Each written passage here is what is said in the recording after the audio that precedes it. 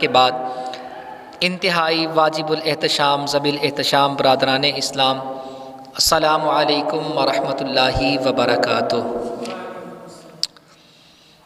حضرات ذی وقار، آج مجھے جس موضوع پر بیان کرنے کا موقع ملا ہے اور جس موضوع پہ میں بیان کروں گا، بڑا پیارا موضوع ہے۔ محبت کی باتیں بھی ہیں، عقیدے کی باتیں بھی ہیں۔ اگر محبت کے ساتھ دل میں جگہ دیں تو انشاءاللہ عز و جل عقیدہ بھی درست ہو جائے گا۔ عقیدہ جو لوگوں کا خراب ہوتا ہے، اس کی سب سے بڑی وجہ یہ ہوتی ہے کہ اس کے دل میں کوئی نہ کوئی بغض، کینہ یا کوئی حسد وغیرہ پیدا ہوتا ہے۔